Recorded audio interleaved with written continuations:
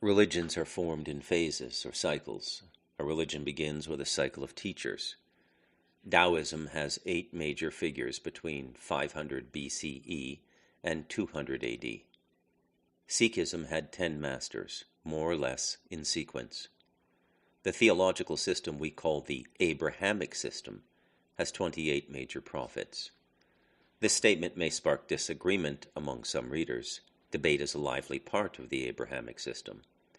Let's just say that our number of prophets, for the sake of the case I'm making, is 28. Of those 28, the last 2 formed new systems of religious practice that comprise 3 billion people. They are, of course, Jesus and Muhammad. The relatively few numbers of Jews, somewhere under 40 million, with some figures being as low as 15 million alive today, retains the balance of the teachings with 26 of the major prophets. These 3 systems have a murderous intent toward each other at the level of Scripture. There's no brotherly love in the system.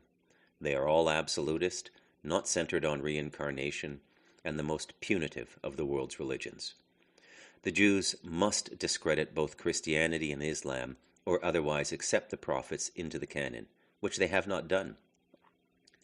The Christians reject Muhammad at an institutional level as a false prophet, and except for American evangelicals who are Christian Zionists, the Jews are regarded as Christ regarded the Sadducees and Pharisees. Whether this is the true theological feeling of the Vatican and the ancillary Christian religions is debatable. Remember, in the West, religion is a great business. Nobody wants to lose customers. The Islamists believe Muhammad was the last prophet in the Abrahamic system, and therefore the only prophet to be studied and followed in the time in which we now live. All preceding prophets are the linguistic calculus that validates Muhammad's position. All who disagree are fundamentally infidels, to be put to the sword. The religion that we have been given in the West is bad religion. Good religion does not contradict itself over the course of 3 phases of history and geography. Truth is universal, not regional. This inability to reconcile our spiritual identity and create a clear path back to the divine, so that each generation can produce masters, is why the West never became civilized. Well, good morning, ladies and gentlemen. I'm Bruce McDonald, and this is, in fact, McDonald in the Morning. Sorry, that's my old show. This is the Talamanca Review. That's what we're talking about today, the Talamanca Review. Rather compelling piece I read from The Devil in Us, a memoir of you and me. And one of the things I've taken on as a mission is the explanation of the spiritual reality we're entering into and the old religious systems which don't serve us anymore. Literally do not serve us anymore. The Abrahamic systems have become antiquated and they're highly toxic.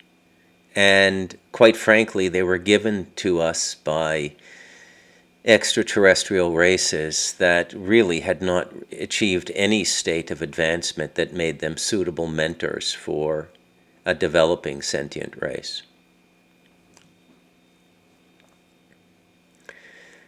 Now, as people get into the exopolitical movement, the UFO movement, and they go deep into it, they start to develop a sort of fetish for extraterrestrials.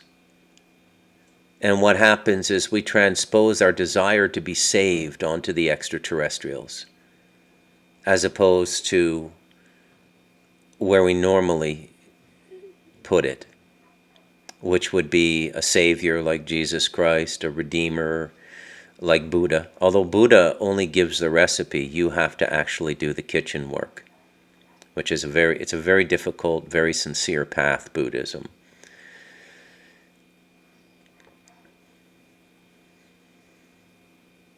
So in the Abrahamic systems, we're looking at Judaism, Christianity, and Islam, and each of those three principal umbrellas has numerous sects within it. Not one of them can any longer be regarded as a single entity. In Judaism, you have everything from liberal and reform Jews to Chabad Lubavitch, which is probably the most orthodox alongside the Hasidics. I think it is a subset of Hasidism. And this is where they put on the clothes and everything, right? They do the whole thing, grow out the curly locks and all of this sort of thing. Literally controls every aspect of your life. Now you should, if you've been following this podcast, if you've been following the Talamanca Review on YouTube or Spotify or Google Podcasts or all the places it is, you should be able to pick up at this point that these are imprints. So somebody taught them to curl their hair that way. Somebody taught them that garb. The black hat, the black suit. Jesuits do it the same as well. I mean, when you see Max von Sydow get out of the taxi in The Exorcist to commence the exorcism of Regan McNeil, he's got the traditional Jesuit garb, which is the same as an Orthodox rabbi, an Orthodox Jew, which is the black hat, the black suit, the white shirt. Okay?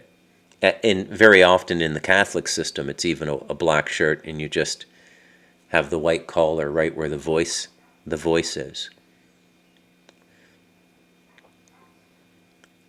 And this livery, this uniform of faith, is a joke. You don't need to wear any special clothes to be close to God. You don't need to follow any special diet. Although as you get deeper into the contemplative process, you will change your diet. It's just natural. So the question becomes, how did we end up in this holy mess that we call religion in the West? Why has enlightened teachings, or why have enlightened teachings not come to the West and taken root? Well, there's, in some sense, what we could easily call the theory of culture. So there's this theory that it has to evolve naturally, that you can't superimpose it upon a culture that's not ready for it. But when you look at the consciousness journeys of materially and scientifically primitive people, when you look at their mythologies, they had, through their shamanic records and their mythologies and their creation tales, they also had significant tutelage from star people. Now, one of the reasons that this confuses people so much is when you live in the material mindset, you always perceive star people as a physical phenomenon. But the reality is, most encounters with other races take place on the astral plane.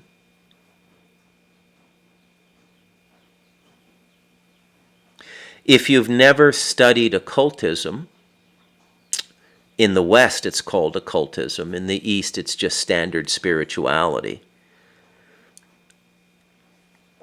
But if you've never studied these things, you don't know what they are. You don't know what lucid dreaming is. You don't know what consciousness journeying and meditation is. Maybe you've heard about it in its weaponized form, which is remote viewing, which was created by the military and intelligence agencies. They tried to make a mockery of it with a movie called The Men Who Stare at Goats with George Clooney. But they really had that program. The program really worked, and they still use it. So if this can be applied to military and intelligence, what does it tell you? It tells you that the ability to journey on the astral is agnostic to virtue, has no regard why you're doing it. You don't have to be holy to do it. You can be a very, very bad person and learn to do it.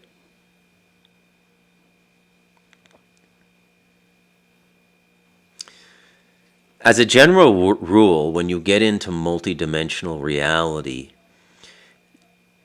you should be considering God. Because each plane we go up in consciousness gives us more power. More power increases our karmic footprint, meaning the effect we have on other people because of our power is greater. And therefore, if you're not living within the laws of the Creator, you're going to create some very nasty intermediary lives, which are the time you spend between physical bodies, and you're probably going to create some very nasty incarnations for yourself as a consequence of the abuse of power garnered through multidimensional consciousness. I'm going to say something now that might to some people sound very controversial.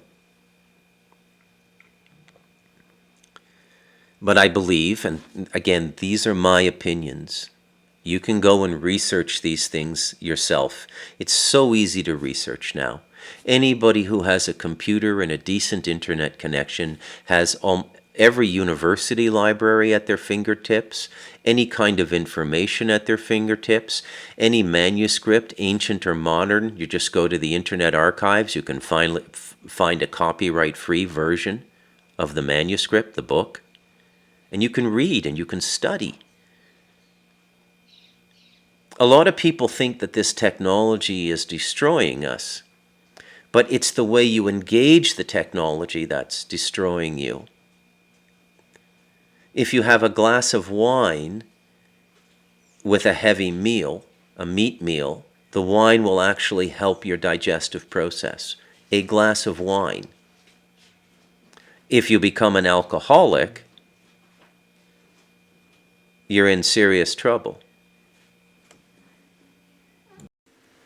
If you in fact have the right frame of mind and the right disposition toward the technology, it's extremely beneficial. One of the reasons we've come to such an understanding of what's going on in the world is the whole world is communicating now through the internet. Everybody's sharing themselves, sometimes in crass and debased ways to make money, and sometimes with a little nugget of information that somebody has, or a way they've contextualized the information that nobody else has, that is extremely beneficial for anybody looking to understand what's going on in the world. So the controversial thing that I was going to say is that when you look at some peoples on the planet who have troubles, if you're able to see the karmic history of those people, you will understand why they're having troubles, why they are so beset. Okay? So you may have heard this idea of the great black civilization in Africa. Michael Tellinger proselytizes it. There's some religious sects that I think they call themselves the Black Hebrews. They say that they are the origin of humanity. I think the most engaging material out there is Michael Tellinger's, if you're familiar with it. If not, just go look it up. Remember, when I drop a name or I reference a book, you have complete ability to go and look at that book. Okay? What I'm doing in my podcast is I'm synthesizing a lot of disparate information into a thesis about what's going on in the world, which is precisely what The Devil in Us, A Memoir of You and Me, does.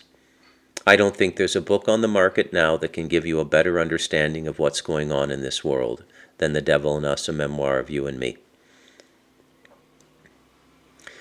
So the black race, the ancient black race, got heavily into black magic. Okay?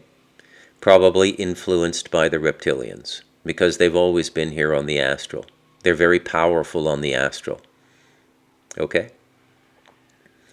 And the state of the black race today is the ongoing karmic effect of that misuse of black magic some 100,000 years ago.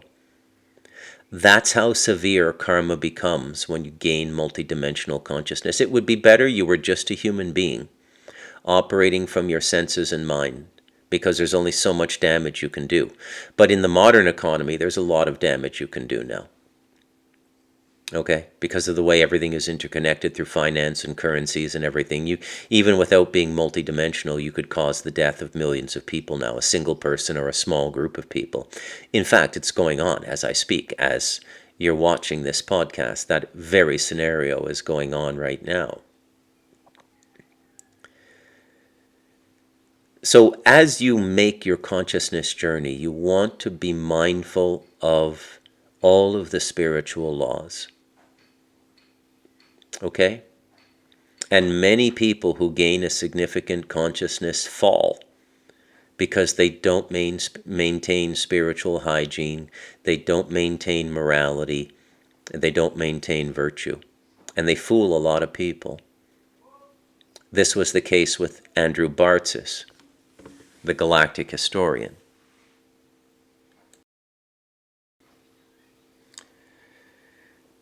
So throughout these podcasts, this series of podcasts, which has me speaking largely off the top of my head, but pivoting off of The Devil in Us, a memoir of you and me, I've put a lot of information out that is difficult in some ways to reconcile. It's a lot to process. It's a lot to take in. I've told you that the original prophets were inspired by the Pleiadians, that the Pleiadians have been in wars with the reptilians. And all of this stuff, for the most part, in Western society, is part of what we call conspiracy theory. But it's not a conspiracy, it's a multidimensional reality.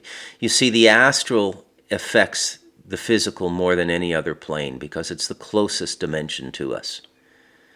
And in astral form, if you're suitably charged and suitably energized, you can go great distances, out of the solar system, out of the galaxy even, to any part of the universe. An accomplished yogi can go there. Accomplished meditator can go there. I go to various places in my meditations. I often don't even understand where I've been. I often go to realities I've never seen in a movie, and never imagined through the prose of a writer. Nothing. Nothing. When I write these books, Stardust Ranch, The Light of Darkness, and The Devil in Us, there is a tremendous connection I get with the dimensions close to the physical, mainly the causal, where all of the time records are kept, and the astral. Very often, the energetic buildup, the intensity of thinking these books out and writing them can actually create a portal. And some of my most profound paranormal experiences have not happened in meditation, but they've happened when I'm fully awake. I've already told you about the ball of white light hanging at my ceiling in 2019 while I was working on The Light of Darkness 5 years ago. Sorry, not The Light of Darkness, Stardust Ranch. When I finished The Light of Darkness, I was in meditation and a being appeared in my forehead, in my awakened imagination. Turned out that this was a race of beings from another galaxy called a Ligurian, and this was the equivalent of a sage from their society.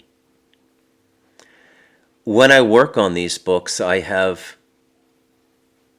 psychic bodyguards around me, people I know making sure everything is okay. When I work with Bob, Bob handles that. John Edmonds was able to do it. There's another woman in Florida I sometimes use. I'll get a call.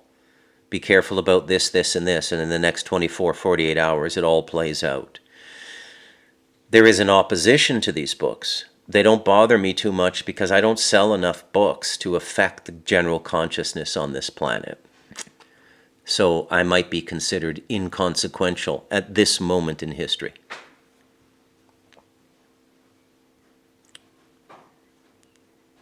But these books are very powerful experiences. So you know all about the Pleiadians. They were the mentorship race, extraterrestrial race, that gave us much of the Abrahamic scriptures leading right up to Muhammad. It's an extraterrestrial story. Now I know some of you might be thinking, oh, this Bruce guy, he's a little nutty. Where does he get these ideas? Let's take a look at the idea of the reptilians, which is the antagonistic race to the protagonistic race of the Pleiadians. Protagonist, antagonist, which in literary terms, the protagonist is the hero and the antagonist is the villain. Okay? I would also point out you get the serpent in the garden in Genesis. Clear reference to the reptilians, okay? We'll take a look at some pictures of the Vatican later. The new house of worship they built at the Vatican. And you're not going to believe what you see. Okay? So first of all, I've prepared a few short clips to walk you through this topic, okay? So let's get to those now. They say podcasts are going to replace books. I don't know about that, but I do think TRS clips will assist your learning process. I'm going to bring in a question sent in by my uncle. He has read all your books, and I said that, is there something you really wish for me to bring up as a great introductory aspect of Sri M to the audiences? He said, I would love to know a little bit more about the Nagas and, what they were, who are they, what was their purpose? This is some chapter which I am very reluctant to open up, but the Nagas that we have today, I'm talking about the hooded serpents, not the unhooded serpents. Cobras, the hooded cobras that we have, especially the scissor mark guys. They're a kind of, I don't know what word to use. Once upon a time, they belonged to a species of beings that lived in another realm altogether. In ancient times, they were our teachers. They taught us many things, the Nagas, which is why the Nagas are worshipped as symbols of wisdom. Even the Kundalini is considered to be Naga. What we have today is a totally what do you call it? There's some word for it. I'm sorry, I don't get. Like a reduced version? Not reduced. Like decadent. Decadent is the word I was looking for. A decadent leftovers of that species, which we have today. Because other Nagas have all disappeared. They've gone back to their realms. The reason why they become decadent is because then they started having a relationship with human beings. So they were recalled. And those who were left behind is what we see today as the species of serpents, the cobras. What do you think the intelligence of a cobra is? Is it beyond what we know? The cobras that we have today are not that intelligent as their forefathers who were our teachers. But they are definitely more intelligent than we think, as a normal snake. The unhooded snake, for instance. Now, this is controversial. If I say this, the biologists will say this is not true. Yeah, but we know that the cobras, one thing I can tell you, to my understanding, the cobras do not bite unless they think they are threatened. Now, listening to music and shaking is not real because cobras do not hear. They only pick up vibrations from the ground. They cannot hear. They don't have ears, instruments. But they can sense the rhythm. Okay. Now, one thing I have noticed also is that cobras recognize somebody in whom the Kundalini is active. Are you comfortable just talking about where the ancestors have gone? They've just Back to gone back. Nagaloka. Is in a realm called Nagaloka, where they have gone back, and I had an encounter in which I really saw somebody from there in the Arundhati cave. But they come back to visit. Very rarely. This was a very rare instance. They don't. Generally not. Okay. Check out the There you go. The Naga. Okay? I looked for something from the Buddha because he talks extensively about them, but I couldn't find anything readily available. And I didn't want to read directly from the sutra. It's very boring to have somebody reading aloud on a podcast. Sri M is a very well-known, accomplished, and mastered yogi in the Vedic tradition. Had a very interesting life, was literally, as is often the case in India, which has a thriving spiritual culture, he started very young, and he lived with his guru in a cave at times, and they traveled at times, but he had this one-on-one relationship with a guru, and he was brought to full cosmic consciousness. I don't know if he's God conscious per se. God consciousness is something different. Okay, then I'm really going to stay away from that right now because it's a whole other topic and requires a different mindset and a different preparation. But cosmic consciousness is basically mastery of the physical, astral, causal, and mental. Okay, so the 4 dimensions of duality before you go into the singularity of the spiritual worlds.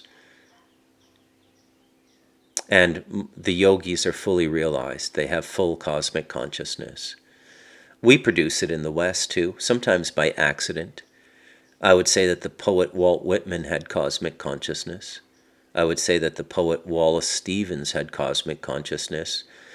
If there is any Western yoga outside of the secret societies and their occult rituals, I would say that it mainly represented itself for several centuries in our poetic tradition. People like William Blake, people like John Donne. Okay? But nobody reads poetry anymore. Why would you take the time to read poetry when you can amuse yourself watching TikTok videos? You know. So you have the words of an accomplished yogi telling you, look, the Naga are real. They live in another realm. That realm is on the astral plane.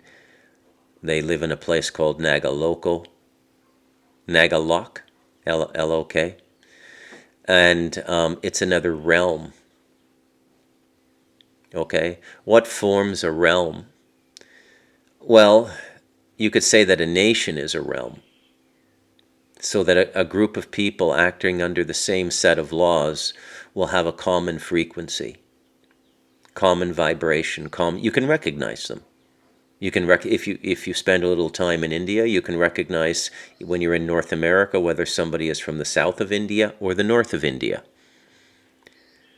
When you're in Europe and you bump into people, you know right away whether they're American or Canadian. It took about 30 minutes of conversation when I lived in Taiwan for a Taiwanese person to pick up on the fact that you were Canadian, not American, but they could tell the difference. I'm not going to give any qualitative reasons for that, but it's manifestly visible.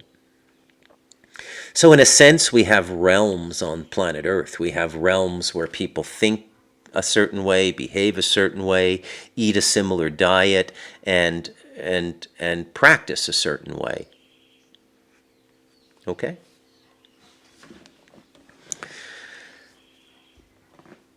In the West, the most potent form of collective spiritual expression intergenerationally is ceremonial magic, and it comes from the Kabbalah. No Kabbalah, no Aleister Crowley.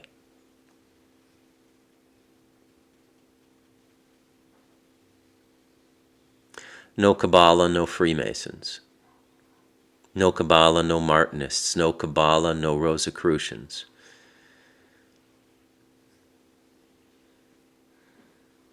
Cosmic consciousness can be positive or negative. It depends on how you nurture the heart in the journey to cosmic consciousness. Some people eviscerate the heart. That's the goal of the path. So in what we call Satanism, there's an evisceration of the path. An evisceration of the heart. You don't want the liability of the heart anymore. You don't want to feel the way human beings feel. You think it's a weakness. And so you enter into a ritual culture that will eviscerate your heart. Huge mistake. This is what leads to the child sacrifices and the pedophilia and all of the rampant self-indulgence at the reckless disregard for other human life that predominates Western society now. And a good portion of the Middle East, because there's a lot of pedophilia in Islam as well.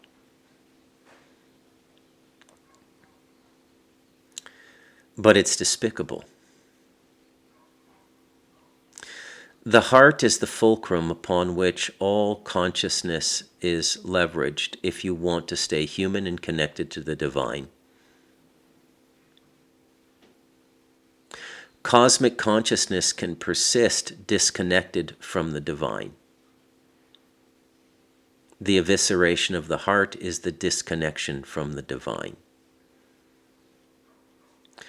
But the divine is the energy source that feeds all the bodies, the mental, causal, astral, and physical. So how do you survive if you disconnect from source, if you disconnect from the divine?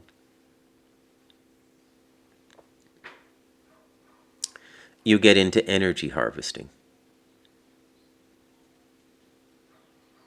You get into energy piracy. You can be robbed walking down the street and you can have $300 taken from you at knife or gunpoint. Everybody understands this concept. But have you ever thought about what the money represents? It's portable energy. That $300 could have bought a day's labor from a carpenter, a groundskeeper. It's portable energy. So you've been energy robbed. The United States is being energy robbed now. It's being looted. The looting started in 2001. It's an open secret among the secret societies and the forces that control this planet. Nobody will give you any formal consequence in a court of law or in any other way if you loot America. And a lot of the Americans have gotten in on the looting as well. At the risk of being called a racist, I would add that many of them are Jewish Americans. 2007 was a planned event. Trillions of dollars evaporated and disappeared from the American economy. Where did it go?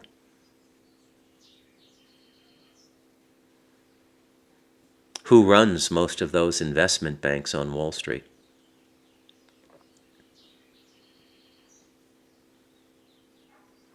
These things aren't hard to figure out. They're hard to look at. They're hard to accept emotionally. That's why people block them out, because they recontextualize our definition of what reality is. Most of us, including myself, want to believe that most other human beings are trying to be good.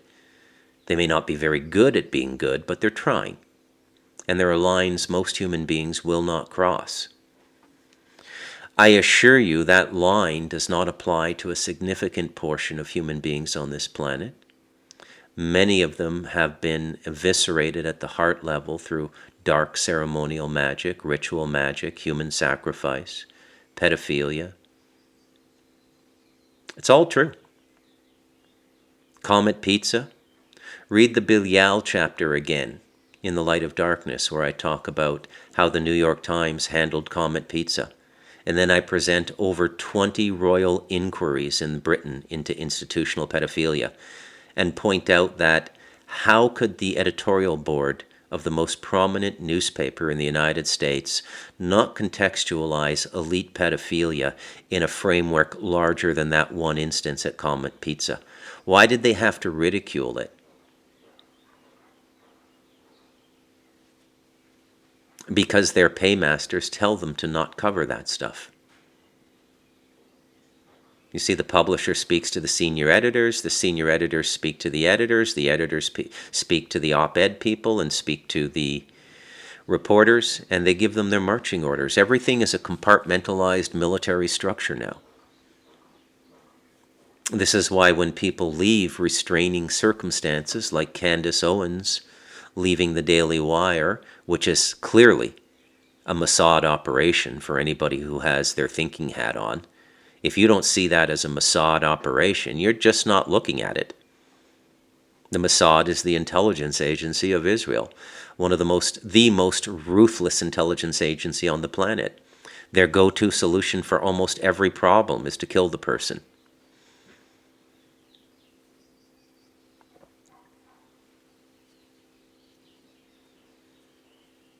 So the question becomes, where did all this ritual magic come from? And I'm telling you, it comes from the Kabbalah. I mean, there have been other forms of magic that have crept up through history. The African magic is still alive and well. That's what this magic that has spread into Latin culture through Santeria and Palo Mayombe and into Haiti through voodoo, that all comes from the African slaves. That was and by the way, one of the karmic consequences of the utility of black magic is poverty upon the nation in which it's practiced. The further you evolve in your understanding of the spiritual reality and the many dimensions that go into giving us this physical reality, the more you come to realize that the concept of tragedy is spiritual pornography. Everything is perfect. Everybody gets exactly what they deserve in time.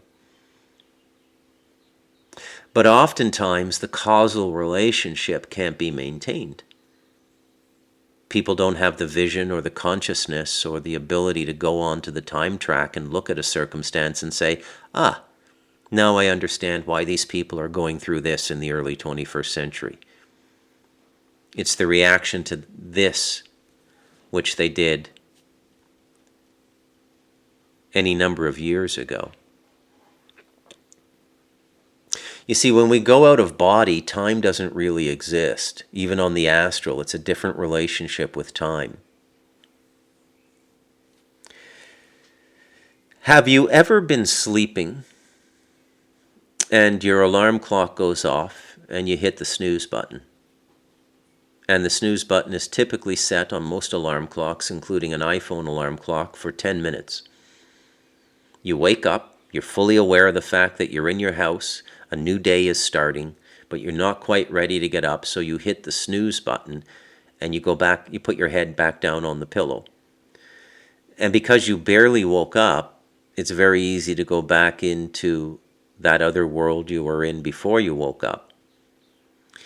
And in the time between the ringing of the alarm and the second ringing of the second alarm 10 minutes later through the snooze function, what happens to you in the dream state could be 2-3 days or longer. Could be hours, but it's certainly when you come back out and you hit the snooze button again, it did not seem like 10 minutes. Why? You went to a different place where time is different, in the dream space, which is generally the astral. Everything they've told you about dreams in psychology is complete nonsense. Sigmund Freud was a Kabbalist and a pedophile, a horrible human being, and a cocaine addict. Look at his family line. Edward Bernays, his nephew, gave us Madison Avenue marketing, advertising, and mental manipulation to force us or convince us to buy things we don't really need or which are really not that good for us. come right up to the early 21st century. And you've got his great-great-grandson involved in the Madeleine McCann disappearance. By rumor only, nothing's been proven. This was Sir Clement Freud. Knighted. Knighted in the British system. Knighted by the British royal family. And when he passed away, it came out that he was a prolific pedophile and child abuser. You know who else was knighted? Jimmy Savile. So those are examples of higher consciousness without heart-centeredness. That's how the serial killer comes about. Okay, the MK Ultra program definitely expands consciousness, endows psychic abilities. You suddenly become aware of the fact that, look, death is kind of an illusion. Some people, when they become aware of that, and they come to understand that in a manner agnostic to morality and virtue, life continues, they go a very dark path. They indulge things they might not normally indulge if they had stayed at just sense-mind consciousness and maintained a fear of the unknown about what happens when they die.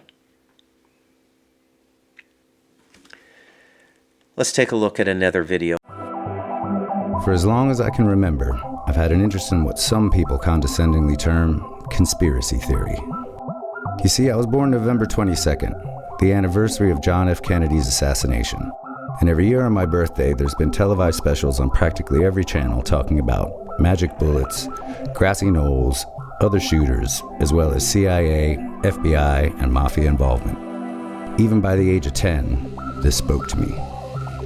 And of course, there were UFOs, the Illuminati, occult Nazis, organized satanic networks, faked moon landings, and CIA mind control programs. Hell, even if this is all bullshit, it was fun to read about.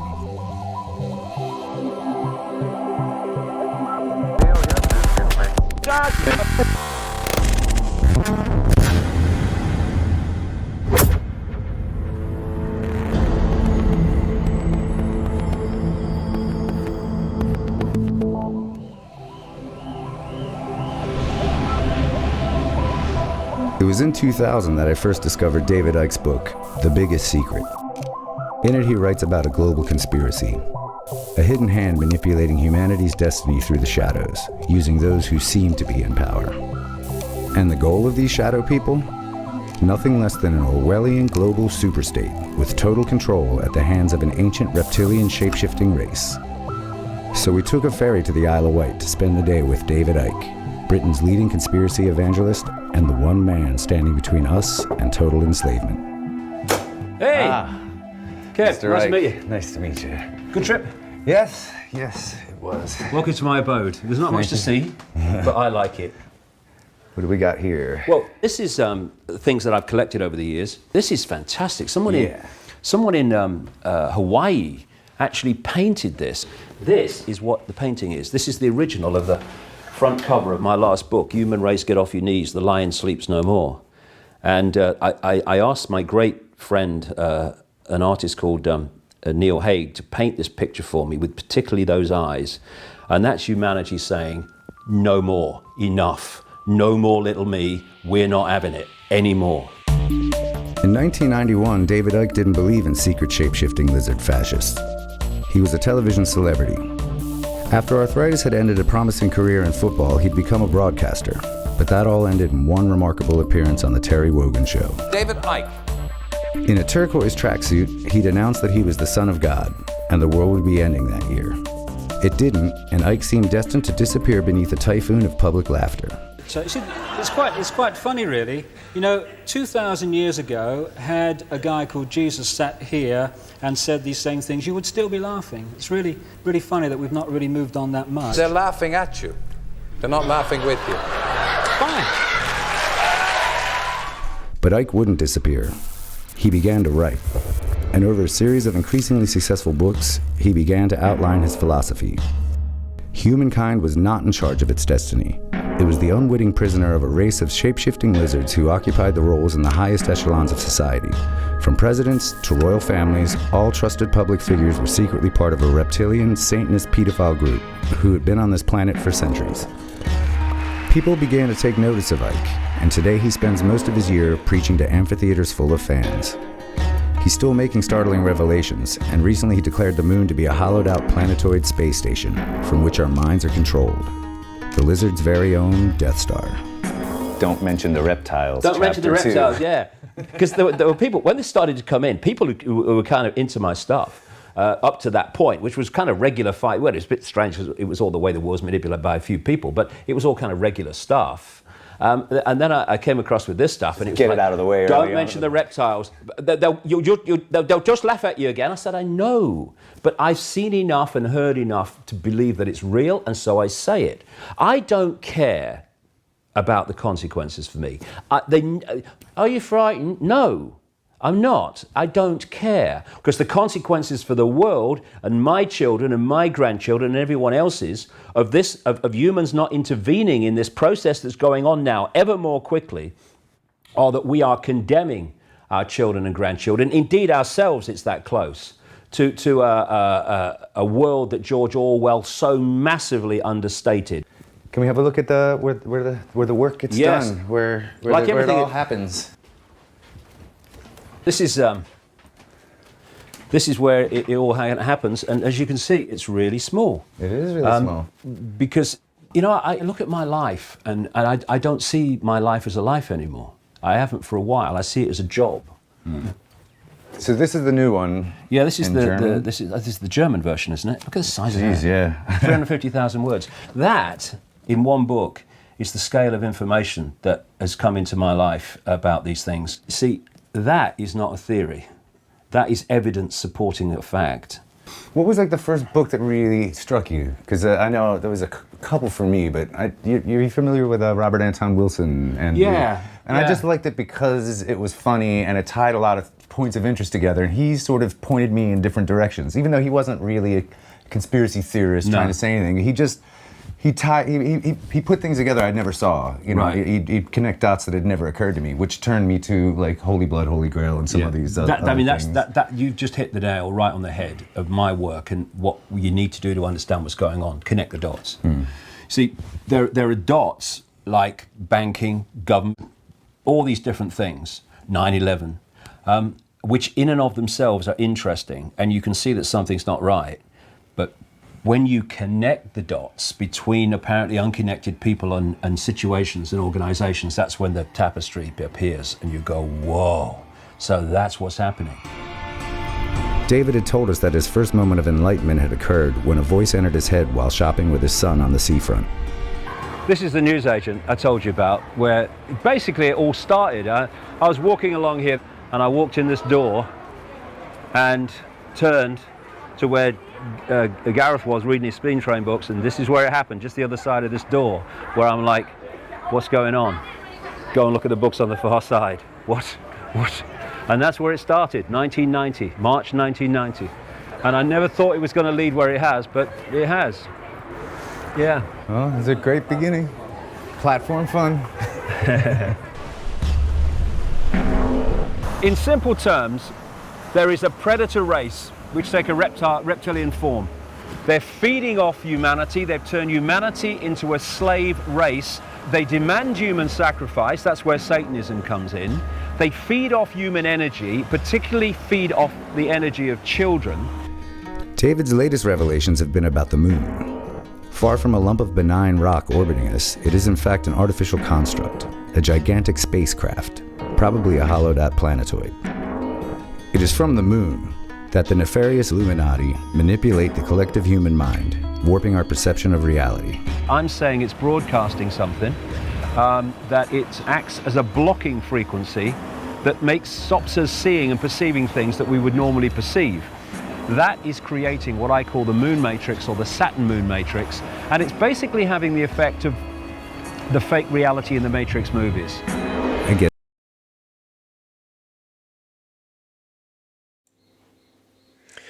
Remember that guy? David Icke? Reptilian shapeshifters control the West. Laughingstock of the civilized world in the 90s. Not so funny anymore, is it? These things are all real. The things I'm trying to convey to you and the devil in us are all real.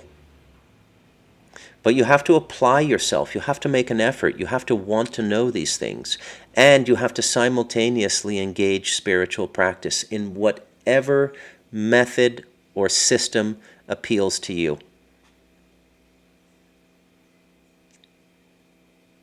There's no one path. Yoga works, Sant Mat works, Buddhism works.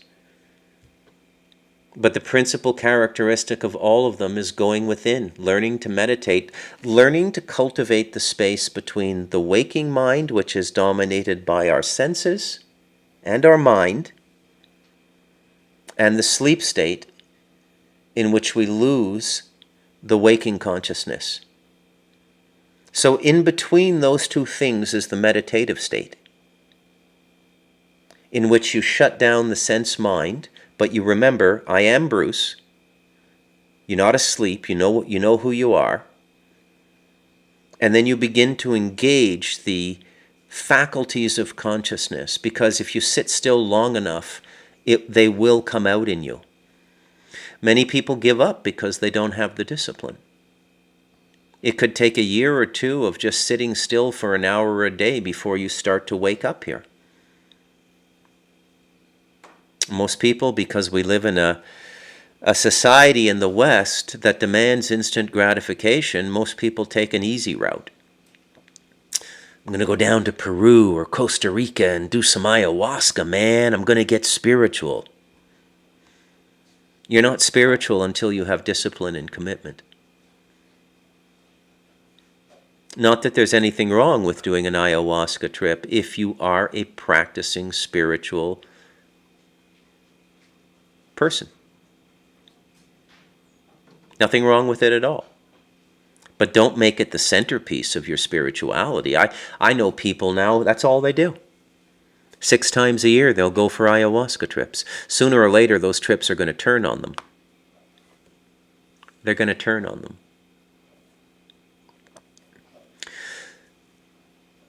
So I wanted to wrap up a lot of the things in the 1947 chapter because I conjoined religion and extraterrestrials. And this may seem fantastical to a lot of people, but they're the same thing. It's not that these things are demons pretending to be extraterrestrials. They really are extraterrestrials, interdimensionals.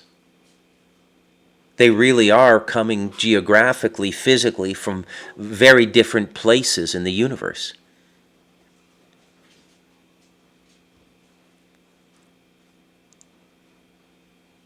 They absolutely are. And you need to know these things. We're going through a bottleneck now, where if you're at a certain level of consciousness, you're not going to make the cut. What happens to you if you don't make the cut, I don't know. But this world, at its present vibration, is ending. A new world is going to be created for the people ready to inhabit it at a higher state of consciousness.